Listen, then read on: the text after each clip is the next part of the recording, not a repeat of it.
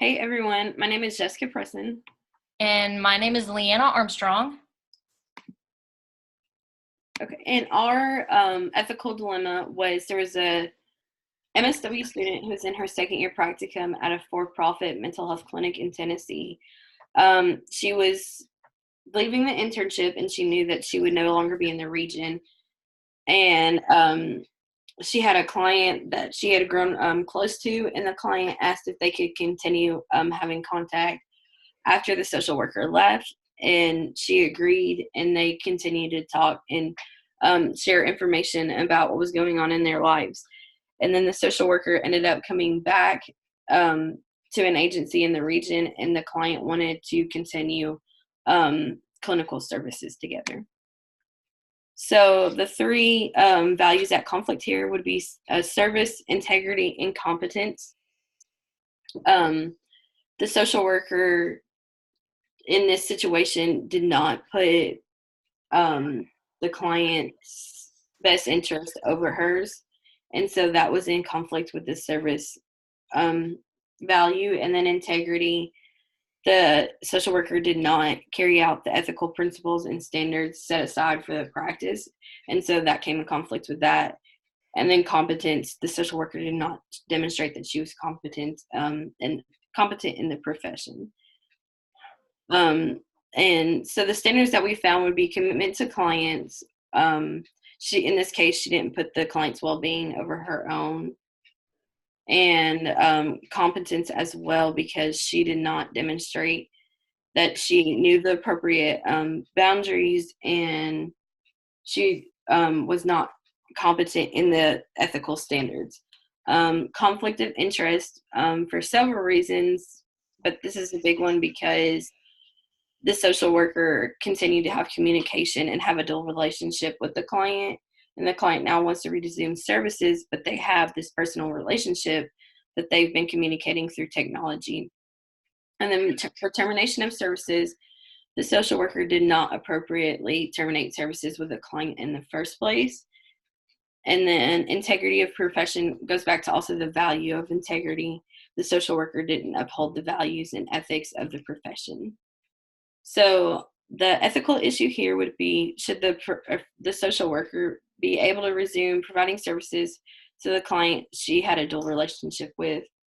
And the individuals that are affected here would be the client, the social worker, the agency, both the old and the new one, other clients, because if they catch wind of this situation, it could affect her professional relationship with them, and then the client's family and community if the client isn't receiving appropriate services. Okay, in step 3, these are the possible or viable courses of action that Jessica and I came up with. So the first one, the social worker could resume services with the client and explain to the client that they can no longer communicate outside of their professional relationship. A pro of this would be the client could respond well and understand the social worker's boundary, or ideally, the previous clients of the social worker in which she terminated services with would have no knowledge of the dual relationship. A con of this course of action would be that the client just wouldn't understand why they can no longer communicate on a personal level and would perhaps discontinue services altogether, and in that case, the social worker caused harm. Another con is the previous clients that the social worker terminated services with would have knowledge of the dual relationship and discontinue services due to mental and emotional harm. Those clients could be like, why wouldn't she talk to me on a personal level, but she chose, this client as a favorite? So that could do harm. Another course of action is for the social worker to be reported to her hiring agency. A pro of this would be the social worker would be put on a probationary period and under close supervision. And that person would actually learn about appropriate and ethical relationships and apply those to her practice, avoiding doing harm in the future.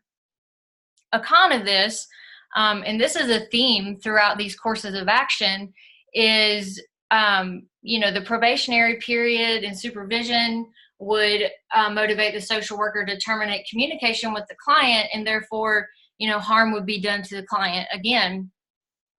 The third course of action is the client could be referred to another social worker. A pro of this is the client would still be receiving services and support from a professional. The social worker can consult with a supervisor and colleague about the best way to explain the referral of services and dual relationship termination. Delivery of this information to the client is really important in this case. Con, again, social worker terminating communication with client, harm could be done, and the client could ultimately refuse to work with another social worker or seek services at all. The last course of action is for the social worker to be reported to a governing or licensing board. Again, a pro, social worker gets put on a probationary period and is closely watched to uphold the code of ethics, and future clients would be protected from harm due to unethical actions. Once again, the social worker would have to terminate communication with the client, and therefore, harm is done. And Jessica and I are in favor of the social worker being reported to her hiring agency, being reported to a governing and licensing board, and also for the client to be referred to another social worker.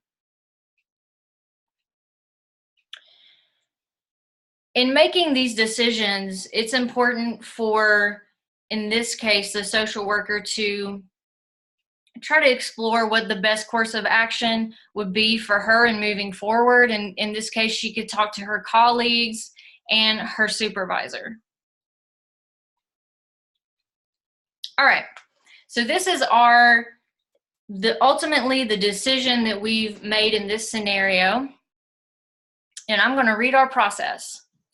So the social worker consulted with her supervisor and colleagues and arranged a meeting with the client at the mental health agency in her office. And due to the unethical relationship, the supervisor insisted on attending the meeting as well. Again, delivery is important. The social worker professionally and compassionately explained why their unethical communication has to end and that she won't be able to resume services with that client. In my experience, clients often, voice their sadness about the termination, but due to delivery, they agree that it's in their best interest to continue services with another social worker. So the social worker and client would explore alternative options for the client to receive help and support. Why not? While you have the client right there, call and set an appointment with the new social worker and go ahead and get that set up for the client during the meeting.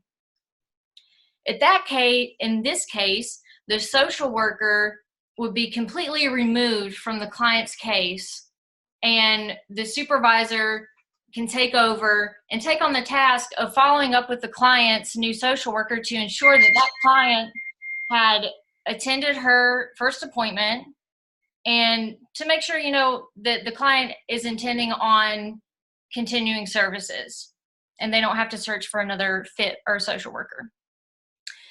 Okay, the last one.